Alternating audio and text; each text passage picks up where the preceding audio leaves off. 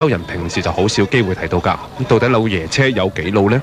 車定義就係1973年之前出廠嘅，就係可以話為之係老爺車啦。咁即係都要今日嚟計都要27年㗎啦。最多人識嘅老爺車可能就係呢類被稱為甲殼蟲嘅老爺車啦。咁其實老爺車嘅款式有好多種㗎，有極盡豪華嘅勞斯萊斯、奔馳，咁仲有小型嘅開篷跑車。